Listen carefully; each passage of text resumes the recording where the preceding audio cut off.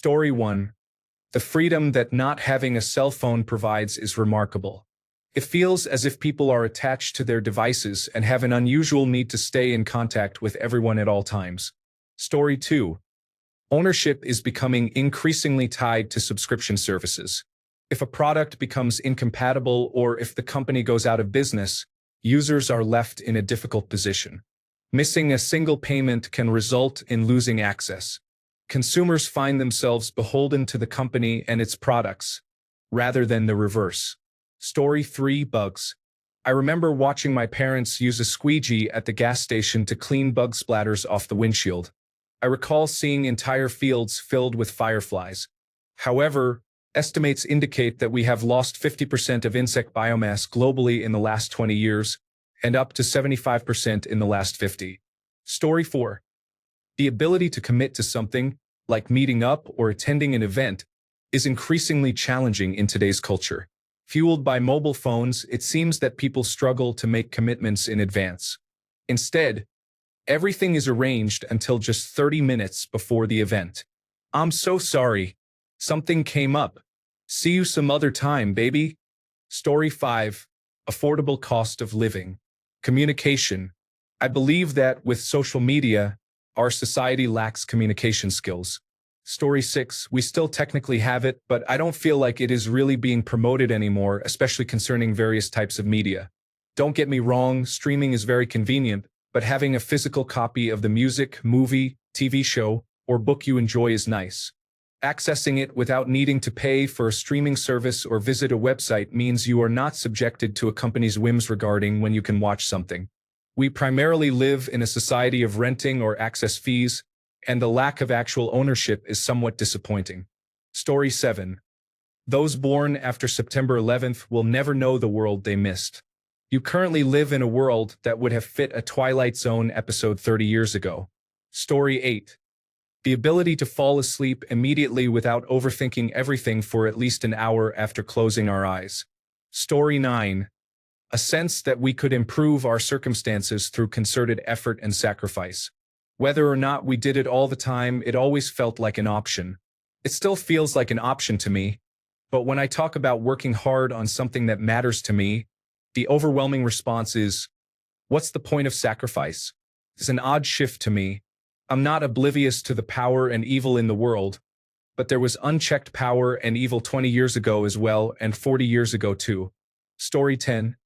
I am unsure about 20 years, but 25 years ago was before Johnny Cash, Steve Jobs, and Bob Hope all passed away. Now we have no cash, no jobs, and no hope. Story 11. Never has there been such a significant collection of false memories, unrealistic perspectives, and nostalgia as in this thread. So many inaccuracies. Story 12. The ignorance of knowing everyone's political beliefs. 20 years ago, I never considered anyone else's political beliefs. Now, they often express their opinions, and you can tell right away. Every conversation seems to relate to politics. While fishing with a friend, I said, "This lure works great." They replied, "I can't afford new lures because of the liberals." Or when I suggested, "Want to grab a beer and watch the game?" they responded, "I'm broke. The liberals are taxing me too much, and I'm tired of paying for everyone else to be lazy." These are two real conversations with a guy who drives an $80,000 pickup truck to his office job an hour away in traffic each way. Story 13. Having a valid explanation while disagreeing with someone is important. This country seems to be at war with intellectuals, if you ask me. Story 14. Privacy. Yes, there were security cameras, but our data wasn't being collected, and our phones weren't listening to us. People weren't taking videos and photos of us for attention and approval. Story 15.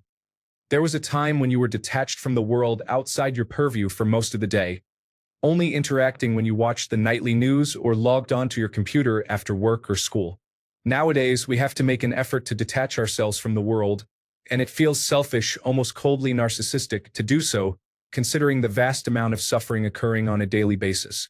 It is no wonder that people are increasingly more stressed without reprieve when you have a device in your pocket that gives you access to perfectly curated feeds of content catered to every emotional experience, keeping you engaged with the application for as long as possible. Story 16, politeness. The racists and bigots once pretended to be hospitable and kept their hateful thoughts to themselves. Now these individuals are openly expressing their ignorance and hostility.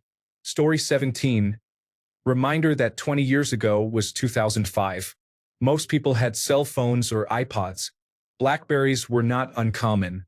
Everyone in an office job was using a computer and email. Facebook was a year old but still limited to college students.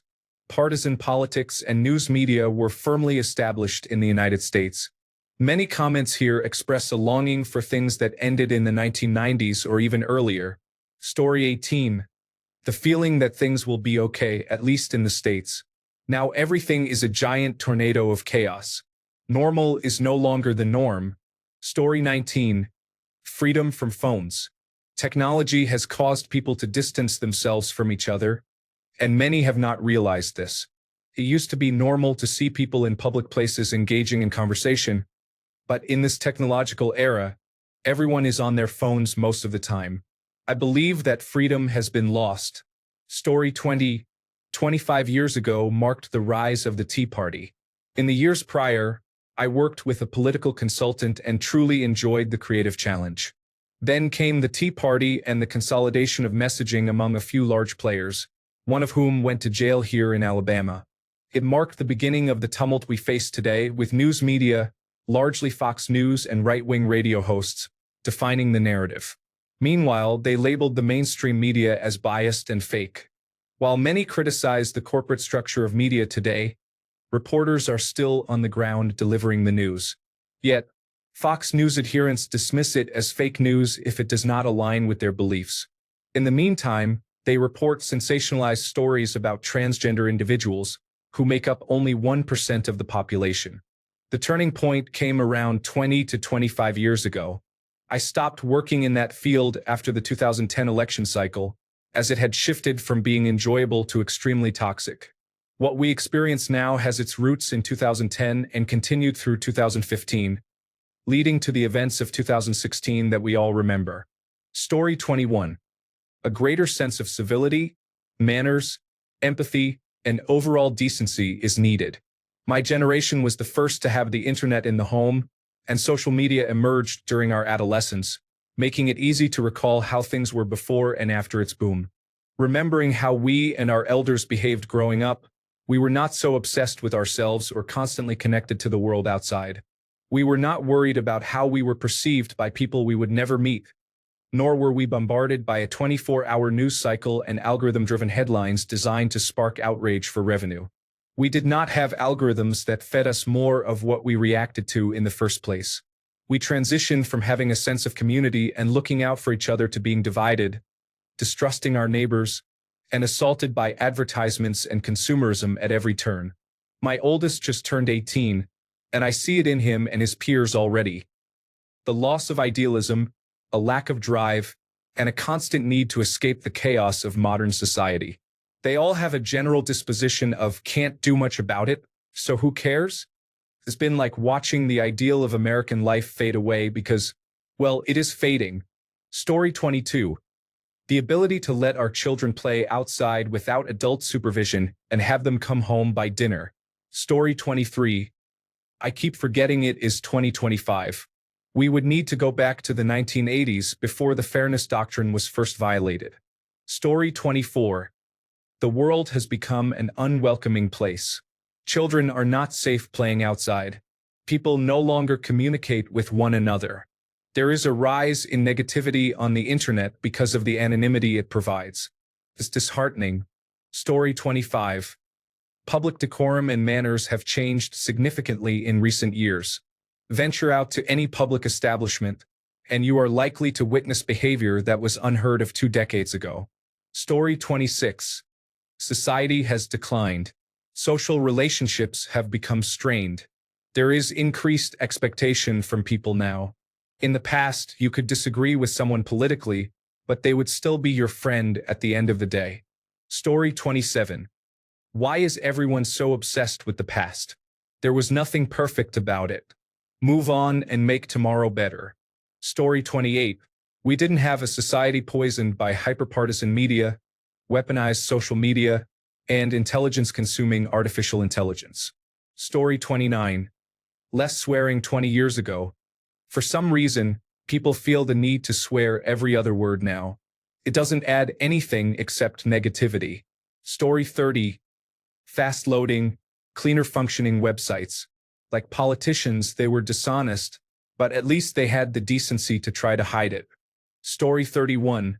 We could have much simpler relationships. Dating apps and social media have negatively impacted our ability to connect. People don't go out and meet each other in person as often. In fact, it is so uncommon for you to approach someone that many people don't even know how to do it or how to respond. Story 32. Non-flat user interface design. The internet is not yet centralized by social media, where it is still possible to create a forum or a blog, and with a bit of luck, generate a community around it. Story 33. A reasonable attention span, in-person gatherings, hope for a future that isn't completely dominated by artificial intelligence, rational politics, and a shared set of values and beliefs. Story 34. Bugs. I live in Michigan, and when you would drive out to the rural part of the state when I was younger, your car would get covered in bugs. Now it stays clean. That can't be good. Story 35. Longer attention spans are becoming rare. With smartphones and everything available at our fingertips, we are conditioned to want everything immediately. Story 36. The New York Times had a video piece yesterday showing two graphs: happiness versus age, 20 to 80, in the United States. One was from 2022, and the other was from 2005 to 2010. From 2005 to 2010, individuals aged 20 to 40 were the happiest, with happiness sharply increasing the younger they were. In 2022, individuals aged 20 to 40 were the least happy, with happiness sharply decreasing the younger they were. Young people are in an emotional crisis, and this has developed over the past 10 years. Story 37. Hope. In 2005, not everyone was broke, and not everyone was glued to their phones.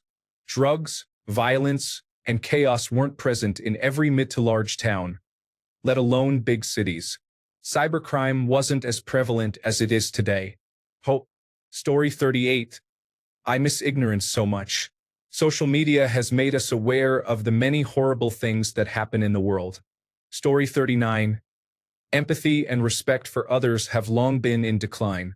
While we have made great strides in recognizing the rights of others, it seems we are reverting to a time when open racism and bigotry were more prevalent. Story 40. A sense of childhood varies depending on age and personal experience. Even though I had a rough childhood 10 to 20 years ago, I felt a sense of peace in simply being a kid before the internet became chaotic. Story 41. A subtle difference in media without having to encounter random individuals with extreme opinions on various topics as a direct result.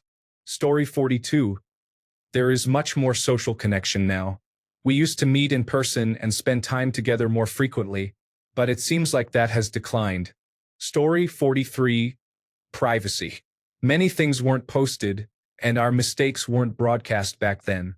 I did many foolish things 20 years ago as a kid but faced little to no consequences. Most of my family and relatives certainly didn't know about them. Nowadays, one mistake and the whole world knows about it due to the prevalence of social media. Story 44. I think we are less free because of our phones. Even if you are not addicted to your phone, you cannot really go anywhere or do anything without it, as someone wants you to be available 24 hours a day, 7 days a week. Story 45. Good cars used to be made fairly well and were easy to work on, but now many seem unable to reach 100,000 miles before suffering severe mechanical failure. Many cars are now manufactured in a way that almost forces owners to take them to a dealer for repairs due to the amount of electronics integrated into them. I know someone who got a brand new F-250 a few years ago, and it developed a cracked taillight that he didn't replace. Moisture got in and somehow caused an issue with the truck's computer system that cost between $3,500 and $4,000 to fix. My boss also got a Dodge truck with about 80,000 miles on it recently, and when we changed the oil, the pan contained a lot of metal filings and flakes.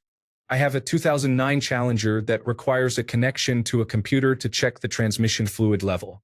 Nissan vehicles used to be cheap, easy to fix, and reliable, But ever since they switched to the continuously variable transmission, their cars have deteriorated in quality. General Motors had to issue a massive recall in 2008 to 2009 because their new cylinder deactivation feature, intended to save gas, was damaging engines consistently. I daily drive an antique Dodge truck with almost 200,000 miles and have experienced my fair share of breakdowns and repairs. But I have yet to encounter an electronic or computer problem, and everything has been easy to work on except for the transmission rebuild. Story 46. Privacy, decency, respect, empathy, and understanding. My generation, millennials, really messed things up. Story 47. Freedom to be carefree. Cell phones were available around 10 years ago, but they weren't as accessible and didn't have the technology we have today. People are now afraid of looking silly in front of their friends for fear of being recorded. Kids no longer have the opportunity to live and learn. Story 48. I had 20 more years than I do now, 20 years I lost to indecisiveness, mental health struggles, and procrastination. Story 49. Attention span, reduced advertising constantly directed at us, and a basic care and consideration for others are essential. Story 50. The understanding that there are only two genders and that climate change will not eliminate humanity. Story 51. Metal toys and drinks from the garden hose. Respect for others and elders. Most of all, common sense seemed much more prevalent back then. Story 52. A sense of community and a driving curiosity for life. Now it's about finding a job you can somewhat tolerate and working your life away. Story 53. A reason and opportunity to gather weekly to watch our favorite television show together as friends. Story 54. Survival skills refer not to being lost in the woods but to how to make things work or fix them, and whether certain life decisions are wise. In the past, we knew how to navigate life and handle problems. Now, it often requires watching tutorials, hiring someone to help, or making poor choices that lead to avoidable situations, which could have been prevented with just a moment of thoughtful consideration. Story 55. Nobody cares about the community anymore. People seem to take pleasure in the suffering of others, as evidenced by discussions about how some individuals do not deserve a livable wage. Story 56. Social competence means that people were less sensitive to words and didn't get upset when someone had an opinion or political view they didn't share. People today have forgotten what a privilege it is to have your own opinion and express it. In the past, people respected that. Now, we are moving backwards to a time when only one opinion was allowed. Story 57. Common courtesy is often overlooked. Everyone seems to think the rules do not apply to them. They should go first and be served first, focusing only on themselves. Story 58. The main thing I have noticed is people's ability to try.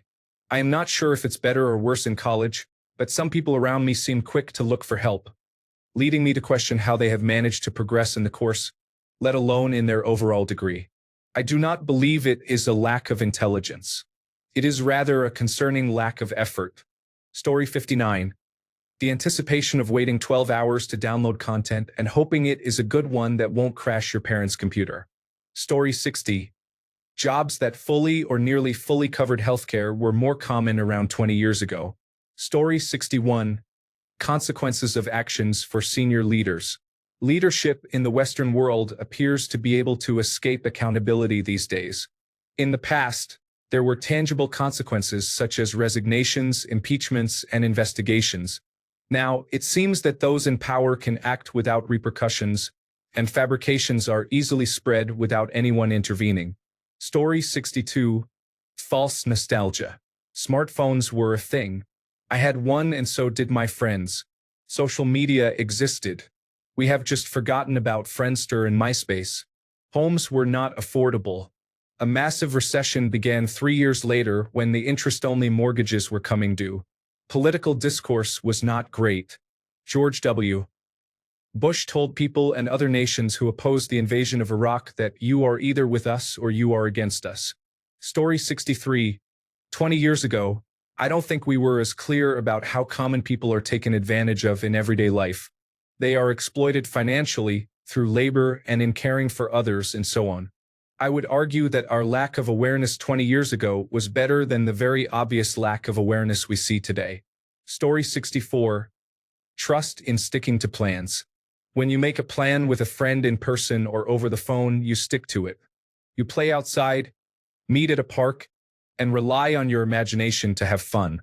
You drop by your friend's house, knock on the door, and ask if they can hang out. Story 65. The internet wasn't dead, and online ads weren't overwhelming. Story 66.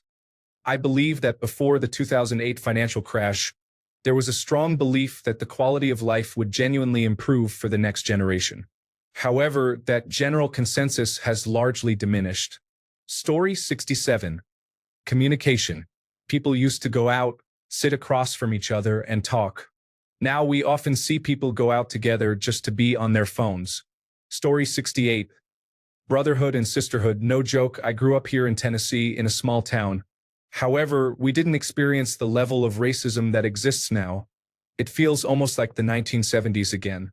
The Black community is in conflict with the white community, and both groups are fearful while the Hispanic community is afraid of deportation. 20 years ago, it wasn't like this here. Story 69. It's surprising how quickly things have changed. 20 years ago, we still had a landline and had just upgraded from dial-up internet. Cell phones were basic, used primarily for calls and text messages. People had real connections and were able to hold conversations. Story 70. We lost so much of what made our lives fuller and content. We used to talk to each other to get information. Interactivity was much better. We used to take time seriously. We would spend hours doing what we loved without the constant distraction of screens that weigh on our minds. But to be honest, 20 years ago was still 2005. Problems existed and stress was high. The war was ongoing and George W. Bush was president. New Orleans was still recovering from catastrophic hurricane damage. The iPhone had yet to be released, and I would have to live without my grandfather that last December, marking one of the most damaging moments for our family. 20 years ago, we had grandparents. We had people who lived through experience and didn't need technology to survive. We had aunts and uncles, moms and dads, and, at least for the time being, a sense of freedom. The events of 2001 impacted the United States, and we began to lose freedoms every year after. We had hope. Story 71. The simple act of dropping by and spending time together is becoming rare. Nowadays, everything is by appointment only, even friendship. Story 72. Some vestiges of common sense. We would laugh at someone who believed something that was obviously ridiculous. Story 73. 20 years ago, I was absolutely certain that I had my civil rights. I knew for certain that I would never be sent to jail without due process. I knew I had First and Fourth Amendment rights. I no longer feel safe in my own country. I miss that feeling. Story 74. The greenery and nature are pure and lively. Even in most of the large cities, it was quite quiet and calm during those days, without the fast-paced hustle and major development plans consuming the cities. Story 75. 20 years ago, George Bush was president. Many believed he was unwise and erratic. We had yet to witness anything more surprising. Story 76. Affordable housing, affordable healthcare, affordable universities and colleges, affordable cars and insurance. Story 77. Compassion for our fellow humans is essential. We used to help each other out. You could walk up to anyone's doorstep and borrow a cup of milk or sugar. Life was more affordable. Now, many of us feel controlled and fearful. It's every person for themselves. We can walk past someone in a difficult situation without a second thought, just going about our business because it doesn't affect us. But if it were you or me, we would be silently screaming for help, with no one to hear our calls. We need to strive to be better people. I'm no saint, but we must band together, or we risk losing everything we hold dear. Thanks a bunch for sticking around till the end of the video. Remember to subscribe, and until next time, stay awesome and goodbye.